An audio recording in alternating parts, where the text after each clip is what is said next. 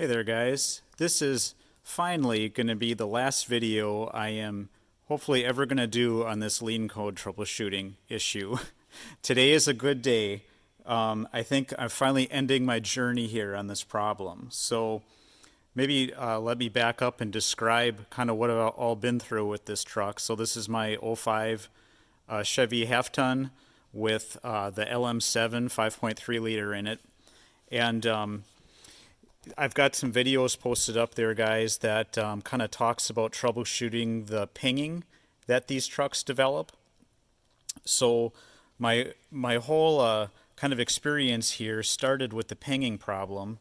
And if you guys watch that video, what I kind of finally determined with the pinging was that the only thing that really improved it was going to the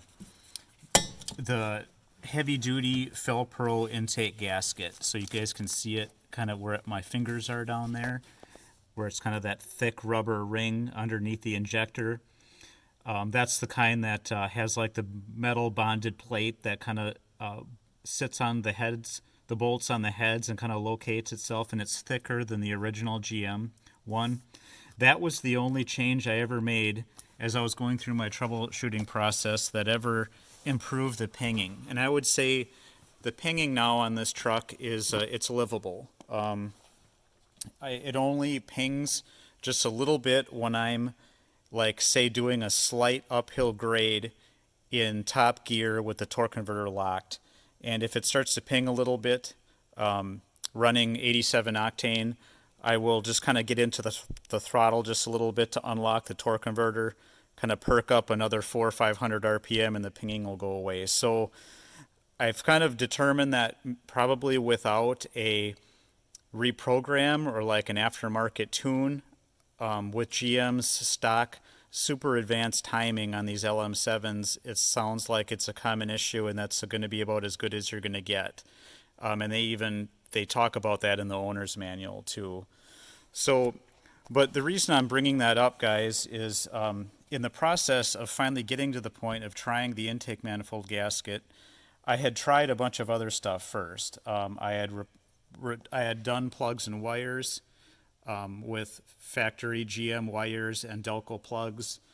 I had replaced O2 sensors, and I had also replaced my MAF, my mass airflow sensor at that time, thinking that there was some sort of sensor issue that was maybe driving fueling lean that was contributing to the ping. And really none of those changes that I had done before the intake manifold gasket didn't really improve the pinging. So after I had gone through all that stuff, guys, from that video that I mentioned, I thought everything was okay. But then a month or two later, I got my first instance of the dreaded lean code. And that's that P0171 and 074. Always both banks, or typically almost always both banks at the same time. And it seemed like the colder the weather was, the more likely I was to get it. So kind of the colder and denser the air was, the more frequent it was. So that was where the part one of the lean code troubleshooting video started. I've got that posted if you guys want to read that. And in that video I did injectors, thinking that maybe I had an injector issue, or those little filters that sit inside the injectors were clogged up with stuff and I wasn't getting the fueling that was being requested. So after that job, the truck was, you'll see at the end of that video, the truck was just idling better, it was running better. My fuel trims came down a few percent. They were still high, but I wasn't getting the lean code anymore, and the truck was running better, and I thought all was good. I ran the truck all summer that way, kind of all spring, summer, and fall that way. And then this year, when it started getting cold again, I started getting the lean codes again. And when this started happening, guys, I smoke tested the intake manifold here multiple times and checked for vacuum leaks all over. And I think in one of those videos I showed the Autoline Pro kind of smoke machine setup there. And this thing does a really good job trying to find leaks. If you guys have to go through this process like I did and you're suspicious of a legitimate intake manifold leak, I would recommend that brand. It's pretty reasonably priced and it worked well. But I had kind of gone through that, guys. I could not find any smoke coming out anywhere from the smoke machine. And luckily, guys, on these LM7s, looking for the intake leak, there's not a lot of places to check. If you're getting both codes at the same time, the 071 and 074 together, it's best to kind of focus on something directly downstream of your MAF that would affect both banks, right? Like a lot of guys are talking about, leaks in kind of these something downstream of your MAF, like these joints here to the intake running system. And some guys have mentioned, this intake manifold also has this big resonator that sticks down. Some guys have mentioned that there's a big crack in that somewhere that's letting air in. Because to affect both banks, guys, it has to be somewhere coming up here to the front of the intake manifold. Or something massive in one of these other vacuum lines. So the other thing to check, guys, hook up your scanner, and as you're suspicious of an intake leak, what I did, actually on the LM7 here, guys, there's not a lot of, the vacuum system is pretty limited. There's not a lot of things you really need to check. So there's this hose coming off the back of the throttle body. You can pinch that off with like a hose clamp pliers while actively watching your fuel trims on a scanner. You can pull your evap system purge valve out and stick your thumb over the hole in the intake manifold while you're watching your trims. The other place to look at, guys, is your PCV system. So kind of on the top here underneath this cover, you can see this is the hose that runs over to your PCV. That kind of goes into the back of your valve cover. If you follow this guy back. And the other big one, guys, is the brake boost supply. So that's this big molded hose here. Set my light down, coming off the back of the intake manifold, and that runs over here to your brake boost. So you can pull this off while the engine's running, and then put your finger over the fitting here. A lot of guys had mentioned that they were leaking vacuum into their brake booster, but that wasn't showing up in a smoke test because the smoke was going into the brake boost diaphragm area there, so they weren't seeing the smoke coming out. So, but none of these things that I ever tried ever brought the fuel trims down. Nothing ever really changed. So, kind of where that left me, guys, was I started going back to the first original things that I changed before the intake manifold, because it had to be something related to that. For those of you who kind of have running into this stuff, the LS1 Tech forum, it's like a forum where like kind of the performance Camaro Firebird guys post a lot of stuff, is a really good resource. There's lots of good articles in that forum. One of the things that the guys in that forum were complaining about was the performance or behavior of how their engine ran with the Bosch O2 sensors. And I thought, oh crap, I used Bosch when I was originally troubleshooting my ping problem. So this is what the Bosch O2 sensor looks like, guys. I should mention I was only ever replacing the upstream ones. So the O2 sensors located before the cats, because those are the ones that your fuel system is trying to close the loop on with, your mass airflow measurement, and then trying to hit your stoichiometric, 14.7 to 1 air to fuel ratio, is listening to the feedback from these O2 sensors. So some of the LS1 Tech guys were saying that the Bosch ones sucked. They're, they were experiencing like poor idle and drivability with the Bosch, and that, only put the Denso O2 sensors in the kind of the LS1 kind of series of engines, which the LM7 is. So I went back through this, guys, and I pulled my Bosches back out, and I bought a set of new Denzos. The Denso part number for these, guys, is this one right here, 234668. I will say that the fitment of the Denso sensor is better. You guys can see, like, when you line it up on how they would sit in your exhaust system, the Denso is maybe a solid half-inch shorter. And this is actually pretty critical for the upstream passenger side O2 sensor, because the wire gets really, really close to the passenger footwell, the backside of the footwell. So I'll post a picture of kind of what that looks like. So I was kind of happy to go back to the Denso anyway, because just the wiring routing looked a lot better. But after I did that, guys, and I started the truck up and I watched my fuel trims, no change to the trims.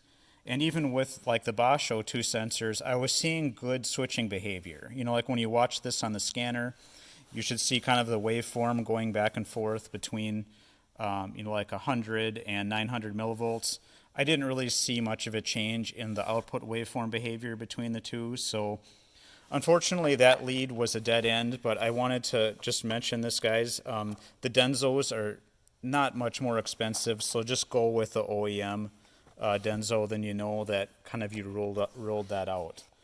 So after that then, guys, I'm back to, you know, what do I try now? And I did a lot of kind of research and learning online, and Scanner Danner is a good one that has some really good videos on, like, you know, how fuel trim behavior works and troubleshooting.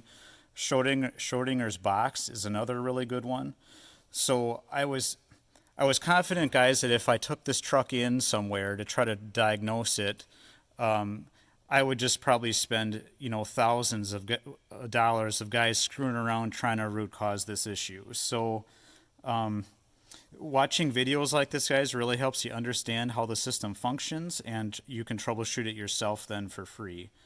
Scanner Danner had a really good video of doing the water trick on the intake. So he had a truck that he was suspicious about an intake manifold gasket leak down there, and he poured he had like a pop bottle with a hole in it that he was just dousing these intake manifold ports with water, and the truck was, you know, visibly stumbling when he was doing that. So clearly an intake manifold issue. I tried that and really saw no change.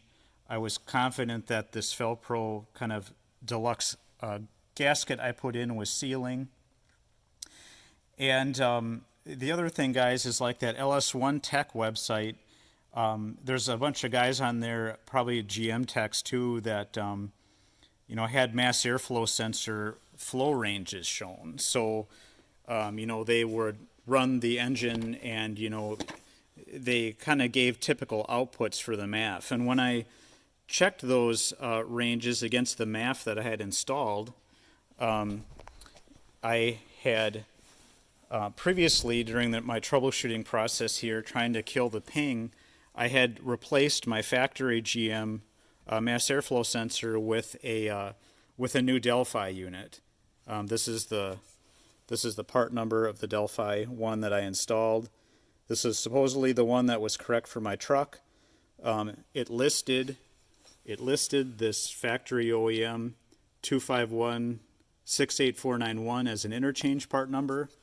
You know, Delphi is the OEM supplier of the mass airflow sensor, and when I kind of physically compared these two with each other, they looked identical. So I felt good when I had initially installed this Delphi mass airflow sensor, and I also still felt good about it after kind of checking the expected flow ranges at certain engine speeds with the LS1 Forum Tech guys. It looked like it was doing what it was supposed to. So I'll insert a picture here of kind of what the Delphi mass airflow was showing at idle. I was seeing like 4.3 grams per second there. And I kind of got to be kind of at a loss here, guys, where I didn't know what to do next. The MAF looked good.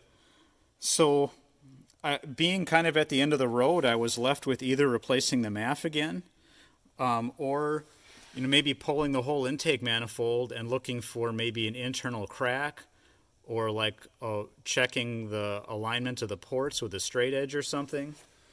I was really down to having very few options left. So what I ended up doing, guys, was I got a junkyard GM OEM mass airflow sensor. So I got one of these original 258-68491s that would have been, the trucks would have been built with originally. And I kind of had low confidence in it because, the Delphi one listed this number as an interchange part number. But when I replaced it and I started the truck up and was watching my fuel trims, as soon as the truck went into closed loop, this happens at 131C coolant temp. The truck will go from running on its kind of baseline, like factory default fueling tables based on the MAP sensor, the manifold absolute pressure sensor. It will switch from those to doing the closed loop with the MAF and the O2 at 131F. And you guys might think that's a weird number, but I think it's that number because it's actually 55C is what the engineers determined they wanted closed loop to start at. As soon as it flipped into closed loop, guys, I immediately saw my short-term trims go way negative and pulling my LTs down to where they should be, kind of like in the low single digits. So I was so happy when that finally happened. And this was my whole issue all along, was kind of in my initial troubleshooting steps of trying to resolve the ping. I had replaced my stock mass airflow sensor with that Delphi one, and the calibration must be different slightly with this Delphi one than what the original flow maps that this truck was designed for.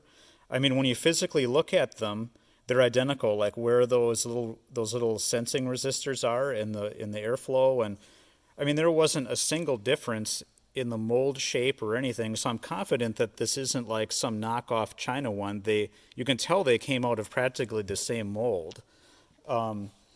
So I'm going to insert a video here, guys, of when I first started the truck. I should have kind of started this video earlier, but I didn't have a lot of confidence this was actually going to fix it. So I'm going to insert a video here so you guys can see what it looks like when the truck's been running a long time with messed up fuel trims because of poor, sensor information, and then how it should start correcting itself when you have resolved the problem. And I should mention too, what you guys see in this video is also what you should see if you kind of, plug off or pinch a vacuum system leak. When you find the actual leak, those trims should do the same thing. So I'm going to show that video here now, guys, and I'll be back in a second.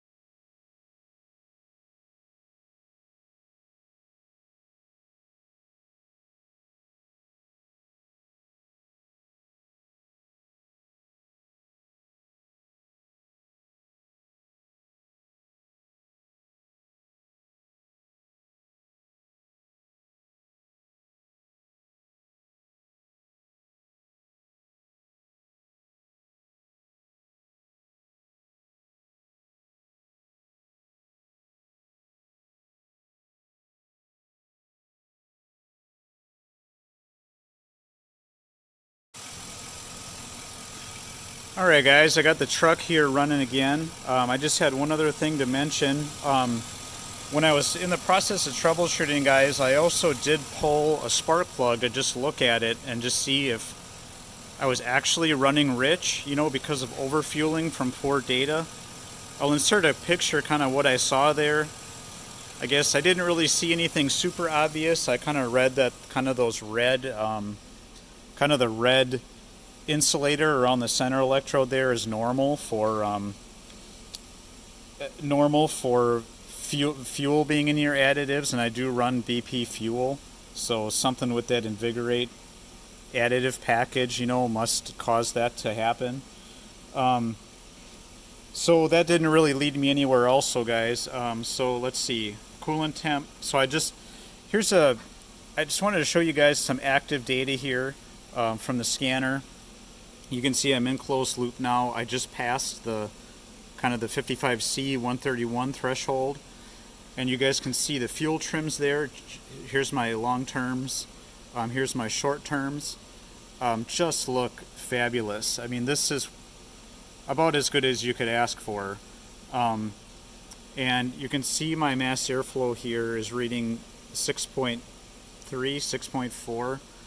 I'm not quite all the way down to idle yet. As the truck warms up, I think it kind of ends up sitting at 550 for its like lowest engine speed at idle once it's fully warmed. So maybe I'll come back and show you guys just the bottomed out 550 number here. But from the previous video there before there, guys, you could see, you know, I was only, or that image I showed, we were only at 4.3 before. So as soon as I started the truck with the new mass airflow, I could tell that the mass airflow readings were a little bit different. So there's got to be something about the calibration of this original GM 491 part number that the PCM on this truck is looking for. So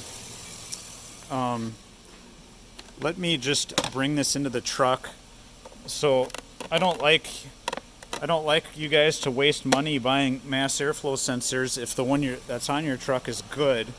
So let me kind of show you.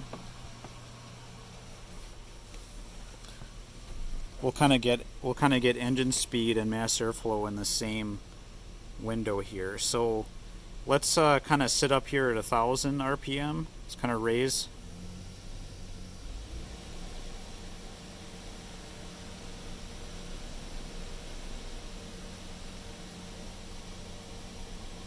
So I'm seeing about,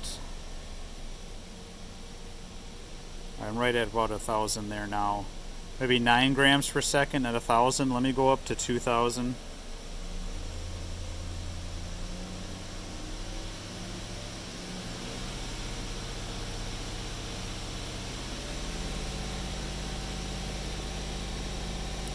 About 17 grams per second at 2,000. So let me come back down. Maybe I'll give you guys a midpoint here at say 15. I'm just using the throttle pedal here. The scanner does have an override where you can set speed, but we're just going to do something kind of quick and dirty here.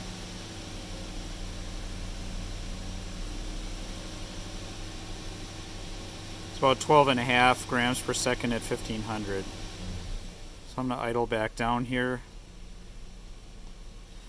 Our idle's almost bottomed out here, still coming down slowly as the coolant temp warms. 158.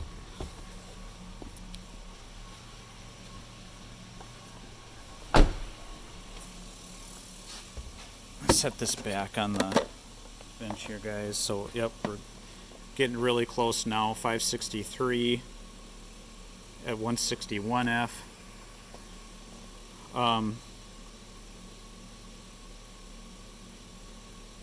Yeah, so probably about 5.5 grams per second is what you guys should be seeing at idle with the correct mass airflow sensor, and you can see the trims are exactly where they're supposed to be.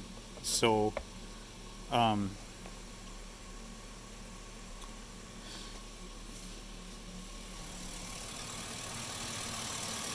was also noticing, guys, when I was running the Delphi MAF and the Bosch O2s kind of sitting at a stoplight at idle, I could tell the truck wasn't idling as smooth as it normally does, and it was just kind of a little light rattle of something.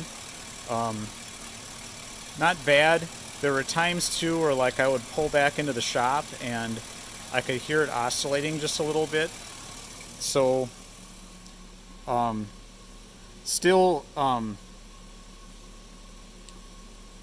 just a few issues I was seeing with the old components. Even though with the Delphi and the Bosch, the truck generally ran okay. I don't think anybody that was not really critical of how the truck ran or hadn't owned it before would even notice the difference. So here we are now finally at a 550, guys. We're kind of getting a nice, plus or minus 20 RPM maintenance to that idle, that requested idle. And yeah, the MAF is kind of sitting here, 5.4, 5.5-ish for your flow rate there. So that's probably what you should be looking for. I'm gonna just shut the truck off here and just wrap up.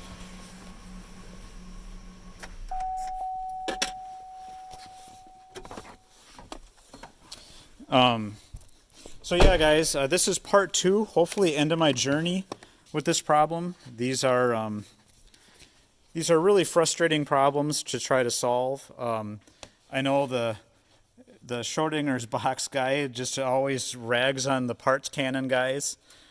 But, some of this stuff, even if you have a scanner and you see, normal O2 sensor switching and you see, ranges that people are saying that your MAF is supposed to be running at, and you're not getting any codes, but you're fighting this issue that, the truck did not have, previously. Kind of the pinging is what kind of started all this whole thing. You don't really have any other choices but trying different parts that you're suspicious of sometimes. So, but anyway, guys, I think this is finally it for this series of videos. I just maybe wanted to end it with, it's frustrating when you're in the middle of this stuff, but if you guys own one of these, kind of 99 to 07, classic kind of cat eye grill with these engines in them, they're really great vehicles to own. I love this LM7 engine. It idles smooth. I wouldn't say the power delivery, especially with the 342 axle ratio in this, it's not going to set your hair on fire or anything, but it's a smooth, reliable engine. And, it doesn't have all the displacement on demand shit on it. It doesn't have variable valve timing or any of that junk. No timing belts, it's just a rugged, classic, GM small block with a cam and block engine, no timing belts and all that junk. Just a simple, naturally aspirated, well-running engine. So I'm glad I finally figured it out because I want to keep running this truck for a long time. And also you guys, these cat eye trucks, on the diesels when the LBZ was out, kind of in that, I think maybe the 06 to 07 range or so, kind of the end of the cat eyes with the LBZ diesel. Those are just revered trucks as well. So yeah, if you guys have one of these, don't give up on her. There's something that you just need to find, and once you find it, the truck's gonna give you another 100,000 miles of service. So I think that's the end of this video, guys. I think I've talked enough. I hope that someone who has kind of run into this pinging business and has done all this stuff, and then you run into these lean codes, or maybe you just you haven't done any of that and these lean codes are coming up. Hopefully this video gives you a good idea of things to try. If you have not actually changed anything before you started getting lean codes, I would probably start, well, obviously by scanning and kind of looking at your O2 behavior and your MAF behavior, but then, smoke testing it and trying to find an intake leak, with a smoke test machine like this. This Autoline has a nice kit where you can kind of get it with this bladder where you can kind of pump it up and stick it in your intake tract and then inject your smoke into it. Good troubleshooting tool. So I definitely like the Scanner Danner and those guys all say, don't start throwing parts at it. Try to diagnose it with a scan tool first. So a scan tool and some mechanical intuition on finding a leak. So all right, guys, this is it. I'm signing off with this series of issues, and I hope you guys get your LM7s running like a top. Talk to you soon.